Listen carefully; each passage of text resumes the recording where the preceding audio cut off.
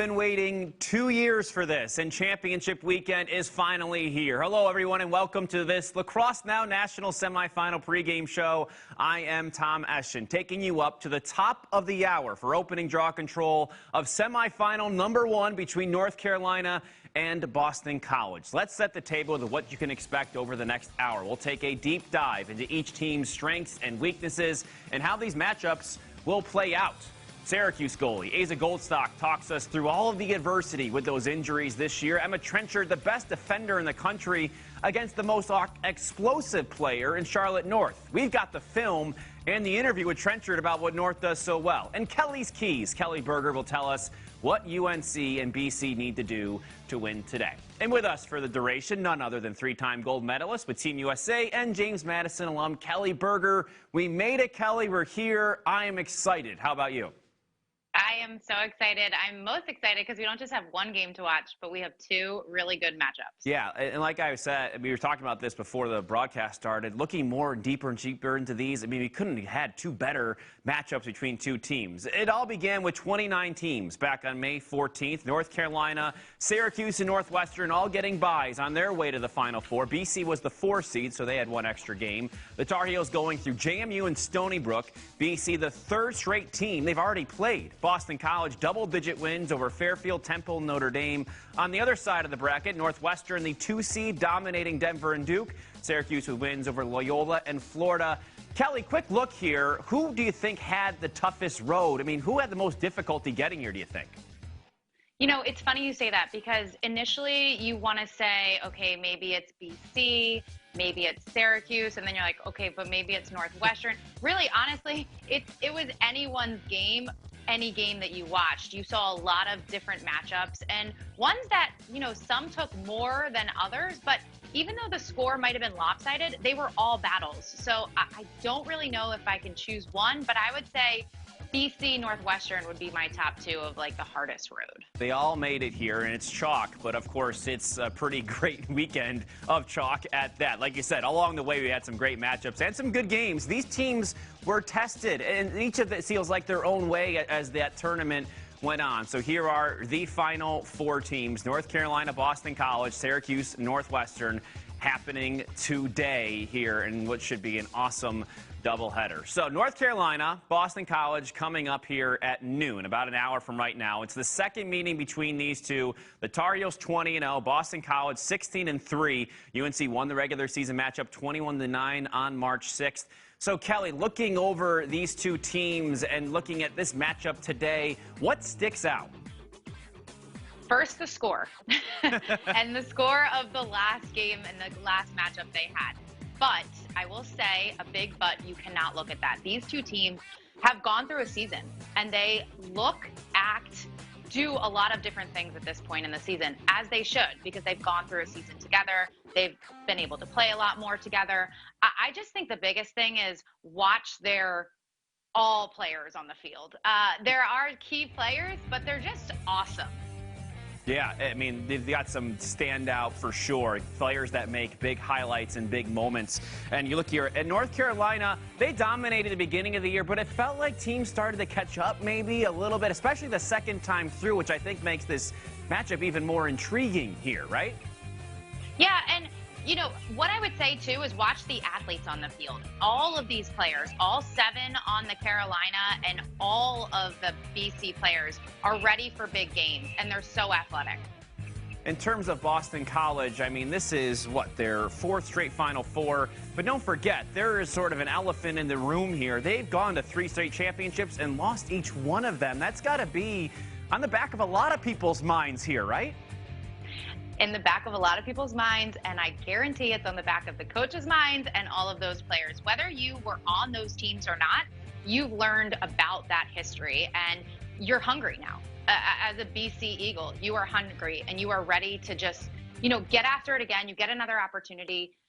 It's, that pit in your stomach until the first whistle blows, and then, it's all time, game time. Right. And don't forget, these two met a couple years ago in the semifinal, which was probably one of the best lacrosse games I've ever seen, in which Boston College beat North Carolina in double overtime. More on these two teams as time goes on. So let's now transition and quick look at Northwestern and Syracuse. Now, Kelly, a lot of history between these two teams, kind of some different intricacies here between these two over the years. Yeah, they battle every time they play one another, and maybe that wouldn't show up on the scoreboard no matter what the score is, but it's going to be a physical game. And the one thing I will pay attention to, and I hope you do too, is no one lets the physical play phase them. They continue to play. They are just, put your head down, get the job done. Both of these teams are very well coached, and I'm excited to see what kind of game plans they come up with. They last met in the regular season in February 2020. That was a 16-11 Syracuse win when they went on a big run, but these teams are a lot different than that, as we know. But also, you've got the whole Gary Gait, Kelly Amante Hiller connection here. He coached her when he was an assistant at Maryland back in the 90s. They've since met each other as head coaches 19 times. I love that picture right there. Those are so great. But a lot of people don't realize this. But yeah, Gary was one of Kelly's coaches. And whenever you are, around Gary or even around Kelly, you feel like you're learning more about the game. So when you put those two together, it's pretty crazy what you could come up with. And now we're putting them against one another in a really big match. I can't imagine what's going on that paper with that game plan. Hiller has dominated this series, though, so the whole student beating teacher, if you will. Northwestern 12, Syracuse just 5 wins since Gary Gait took over the Orange. Northwestern also 4-0 against Syracuse in the NCAA tournament. I think that's really interesting. I remember working in Syracuse for a few years, and it always felt like Northwestern was the team that they talked about that would get in the way, especially in the NCAA tournament. And we know sort of the legacy of Northwestern in the tournament, and you can see here in the results, they've had the Orange's number over the years and sort of stopping some pretty good Syracuse teams from getting to the promised land here. They come prepared. There's no other coaching staff that I could really think of that she prepares all day, every day, through the night. She is prepared. So I think that definitely makes a difference when you're facing a team like Syracuse that will be just as prepared. And like we said, she was taught from the best, so it doesn't fall far from the tree. So cool to see these teams posting on social media of getting to the stadium and the journeys sort of completing here. I mean, just the lead up, there's got to be such a feel right now happening for all these teams, Kelly. I mean, I got to imagine, was there a lot of sleep last night? Probably not, right?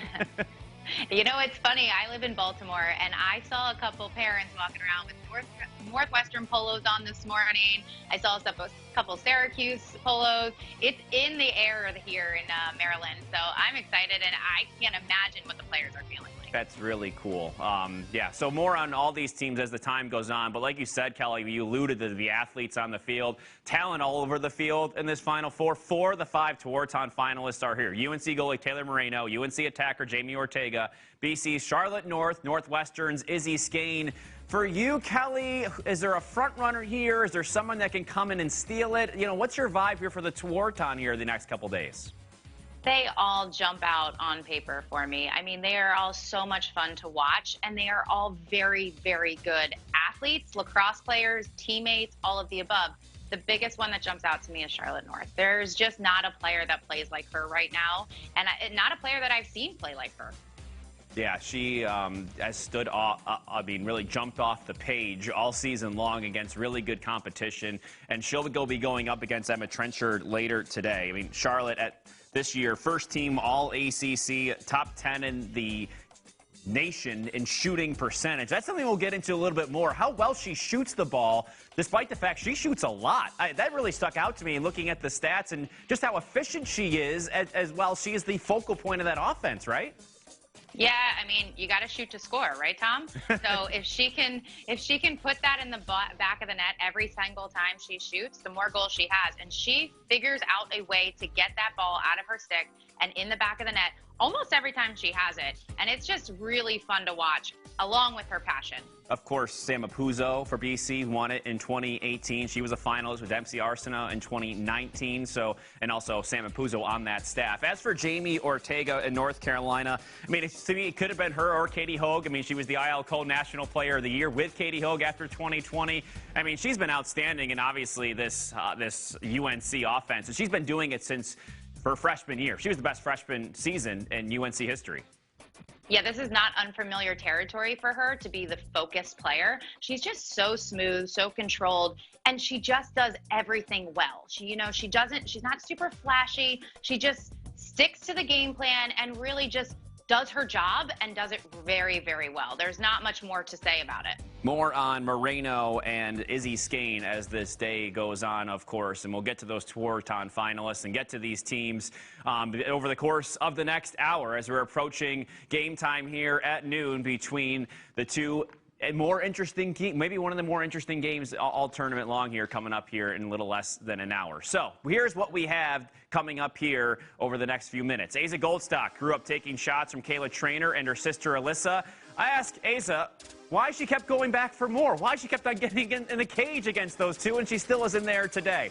And Izzy Skane, an example of another non-hotbed player making an enormous impact at Northwestern. Her perspective on coming from Clarkston, Michigan to the top of the lacrosse world. Plenty more to come here, but also be sure to flip back here after the games. We have the post-game press conferences for the winning and losing team, sometimes the most memorable, emotional, and insightful moments of the entire weekend. So after the games are over, make sure to pull up Lax Sports Network for those post-game press conferences. Stay with us here on the Lacrosse Now Championship Weekend pregame show. Final number one over on ESPNU, and look at all the Team USA coaching connections on here, including Jenny Levy, the head coach of Team USA, the head coach of North Carolina as well, and of course the players involved as well. Marie McCool coming onto that North Carolina staff this year, and it's pretty cool to see all that, and then you go on the field and the talent to boot as well. So let's go now to North Carolina, 20-0. They last won a title in 2016, their third straight Final Four, fifth in the last 6 seasons, and it's been an interesting dynamic looking for their first Final Four appearance since 2016, which is when they won it, Kelly. And this is another rematch for North Carolina. We were just talking about this. They've had all rematches here in this tournament, and teams have been able to catch up a little bit, it feels like. They beat Boston College 21-9 in Chapel Hill on March 6th. UNC outscored BC 11-2 in the second half of that game. 7-0 run to start the second half. And it felt like they dominated there. Is it going to be the same here, or will there be a little bit of a difference now, second time around, a little more familiarity? Yeah, you just never know. It's almost like a chess match. You know, they take what they did well in the first match and then they switch it up. You just have to expect that both teams are going to come out feeling very prepared on paper, but you don't know what will end up happening. And it's tough. It's tough to get your mind back in the right place if you were part of the losing side versus the winning side on that first matchup. Either way, though, you know that the best team has to show up to face both of these teams because these are both just, top-notch players all over the field. Don't forget, we talked about this at the beginning of the broadcast. This is a rematch of the 2019 semifinal. That double overtime win for Boston College over North Carolina. One of the best lacrosse games, period, I've ever seen. Meanwhile, North Carolina, different team a little bit here this year, as is Boston College, of course. But they had such high expectations because of some of these transfers that came in. One being one of those, and Kerrigan Miller. I mean, the grad student coming over as the Pac-12 Midfielder of the Year at USC, U.S. national team player as well. I mean, getting that in your midfield. I mean, she has also delivered, too. Yeah, I mean, to get probably the call from Jenny and saying, hey, Kerrigan Miller wants to come play her next game with you, that's a dream come true in my eyes. She is a phenomenal player, a phenomenal athlete that was very well coached at USC. She already had all the nitty-gritty down and now just had to seamlessly come into that amazing Carolina offense, and she's done just that. Yeah, and she also is one of those players that can get you a goal, it feels like, when you need it, outside of some of those main players as well. Caitlin Wurzberger, the freshman attacker, was the #1 recruit in the country. She's another one of those players that came into this already stacked lineup. 33 goals, 16 assists this year. Didn't score against BC the first time, but had 2 goals against JMU, 2 goals against Stony Brook in the NCAA tournament. This seems to be she just is another one of those players that steps up in big moments. But we have to talk about the players that have already been there, Kelly, of course. And Katie Hogue and Jamie Ortega. This dynamic between these two, they sort of go hand in hand. Of course, Ortega came in, had that outstanding freshman season. Katie Hogue, though, has always been there and so steady. 70 assists this year, 105 points this season as well. She's the UNC career leader in points and assists. Yeah, we pair them up together often, but they are also very good on their own. They just work really well with each other. And, what I would say is every player on that offense of Carolina, it's hard to pick one really awesome one because they're all just so good. Katie Hogue is in the right place at the right time. Her head is always up. She's ready to receive, and she finishes it when she receives. The other side of it, you have to have someone to pass for the ball, right? So that requires another good player. And Ortega is that. And they always find that connection. And once you're able to find that connection on the field with one another, you continue to look for that. I do think that every player on the offensive side of Carolina is a phenomenal athlete, and they do things that you can't teach. And that's really nice to have on your offense as a Carolina. They roll so deep. Ortega had 4 goals, 3 assists against Stony Brook in the quarterfinal. She's #1 in UNC history in points, goals per game as it stands right now. She has been awesome. Really quickly, we got to talk about Scotty Rose Groundley, Taylor Wareheim also. Those two, like you said, they round things out very nicely as Growney, a senior attacker, 45 goals, 19 assists. She was really good in the NCAA tournament as a sophomore 2 years ago, 10 goals in 3 NCAA games. And Wareheim, the junior, 3 goals against Stony Brook. Just sort of teaches and speaks to that depth that Kelly was just alluding to. Let's get to the defense. Taylor Moreno, Kelly, as someone who you're an offensive player yourself, shooting on her, what would that be like? You got to think about it. She's, as soon as you think the low shot is open, she makes a phenomenal save. As soon as you think the high is open, she makes another phenomenal save. She is very athletic in the goal. You have to make sure you give a fake or you're holding your position before you find the shot. See the net. Don't see the goalie, and you'll have success. But it's very hard with her in the back of the net. Do you feel any similarities between her and, we saw Megan Taylor win the tour time with Maryland a couple of years ago. And Moreno's someone that came in the second half of her freshman season. She's been pretty consistent and has gotten better since then. It felt like Megan Taylor also had that kind of a vibe and went on to win a championship. And you see the great goalie, and you end up winning it all. I mean, I kind of feel some parallels to a couple of years ago. 100%. You have to have a good goalie in order to win these big games because the shooters that you are facing are phenomenal. And she makes it look easy. And I've said it over and over again, that position is not easy. So let's get to the main event here. Charlotte North, Emma Trenchard. We have the video of their first meeting back in March. Charlotte North did have 3 goals in that game, though, was stifled at times outside of some of her spectacular plays. And here's a compilation that our PA Bailey put together of just the times that Emma went up against North. I mean, it's a matchup I can't wait to see once again here on the biggest stage. It is. It's a matchup that it's not even a defender versus another attacker. It's a goalie versus an attacker. And you know that if we're talking about it, they've thought about it. They've watched film on one another. Who is going to win this battle? I keep calling it a chess match. Who is going to win it? And it's one of those things where it might be play-by-play. One might win it one play, and somebody else might win it the next play. Yeah, Emma Trenchard, of course, a Team USA player at that and a Defender of the Year in the ACC in 2019. 4 draw controls, a ground ball against BC in the first meeting. She talked to me about the high expectations of this highly talented and undefeated UNC team. How were you able to manage the pressure as the season went on?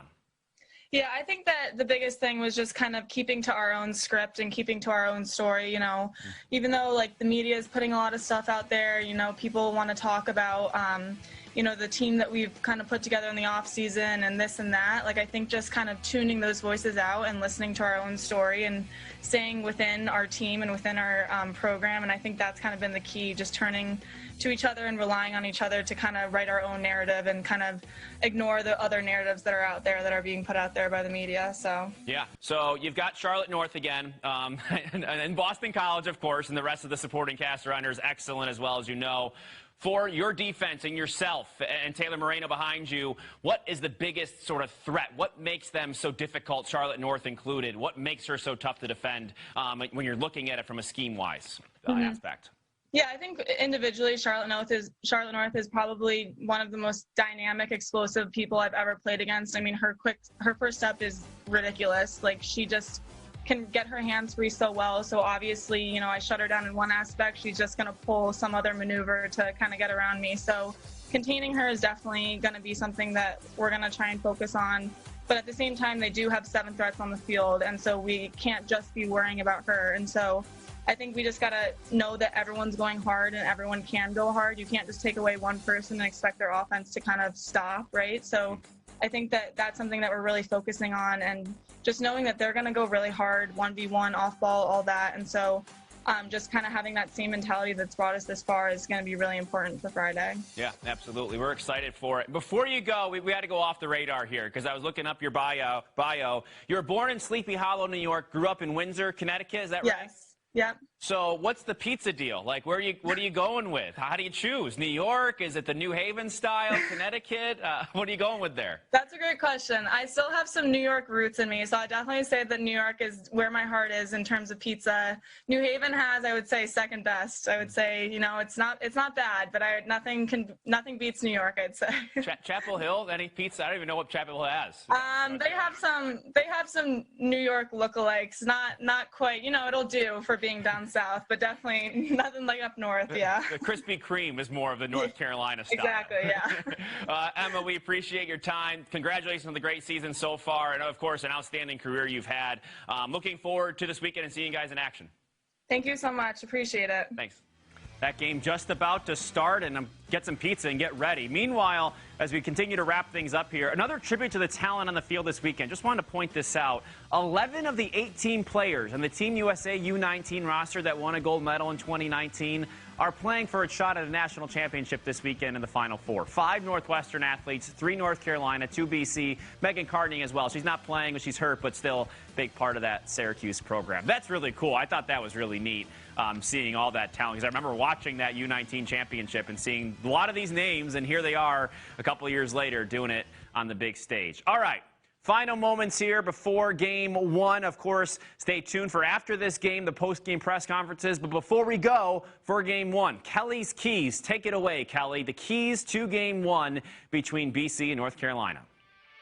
I think really for BC, they must play solid 7-man defense. They must respect every player on the Carolina offense. They can't just assume that one player is going to do it. All 7 will do it. They're great players. They need to show up in the big moments. And that includes not only Charlotte North, but her entire attacking players. For North Carolina, I want them to play team defense. They need to slide. They cannot take, just 1v1 defense and assume if they just take one player out, the rest won't do anything. They will. Watch that. And then dictate the pace of the game. They're so quick. They're so athletic. They need to take advantage of that, but make sure the ball is in their stick. BC can't score. I'm going to predict it's not going to be 21-9 again. That's my prediction. Kelly, what is your prediction for Game 1? We'll do your prediction for Game 2 after the post-game show of Game 1 later on. So what's the prediction for this one? I am going to go with BC. I think they might surprise some people. I think, defensively they might show up to stop the Carolina offense, and Charlotte might have a big game here. Very interesting. So BC, after beating North Carolina 2 years ago, will do it again.